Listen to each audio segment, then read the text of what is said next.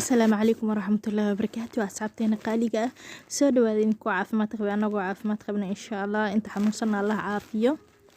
maanta waxaan ka hadli doonaa faa'iidada ay rosemary-ga u leedahay timaha. Fadlan haddii aan ugu cusub tahay subscribe soo dheh. Haddii aad hor nool joogtana share ta like ta comment-ga anaga baqiidan insha Allah inagana waa naga faa'iidi doontaan. Marka ay rosemary-ga waa waxyaabaha aad ugu wanaagsan timaha si wanaagsan loo isticmaalo caalamka oo dhan. hata rosemary-ga maxay tinta u soo kordhinaysaa? Rosemary-ga tinta wuxuu u soo kordhinayaa tintaada inay si wanaagsan u korto ayay maxay dad ka helaysaa. Sidoo kale waxay ka hortagaysaa timahaada ku waxyaabaha ku imaaday oo yacni jajabka iyo siibidka iyo ayay ka hortagaysaa. Sidoo kale rosemary-ga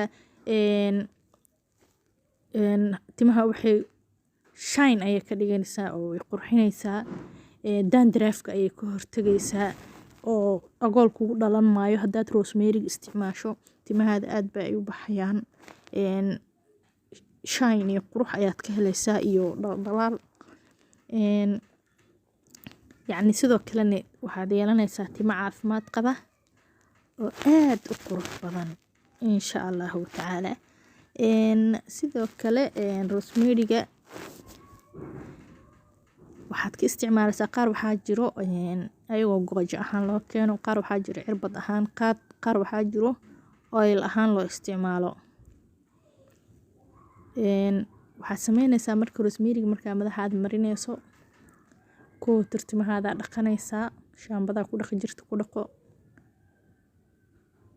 waxaa soo qaadanaysaa rosemary-ga hadday saliid tahay waa kaas, hadday cirbad tahane cirbadaa jabinaysaa isla markii madaxaad uu qoyan yahay waa ku shubaysaa, waa ku marmarinaysaa, masarkaada ayaa ku duubanaysaa marka dhaqaysid. hab kaleeto la isticmaalna way jirtaayo isagoo caleemo ah ayaa soo qaadanaysaa, waa karinaysaa, biyo ayaa ku karinaysaa, meelaa dhigaysaa markay qaboobaan biyihii ayaa qaadanaysaa. markaa timahaada dhaqdo waa ku kor shubaysaa, raacsis ahaan ayaad ugu shubanaysaa mana ka dhaqaysid. ka faa'iidaysi wanaagsan intaba waad u isticmaali kartaa insha Allah hadduu Ilaah yiraahdo. kasoo tuura timo qurux badan ay yeelanay. runtii Soomaalida ma timo xuma laakiin dadaalka ayaa ku yar insha Allah tacaala.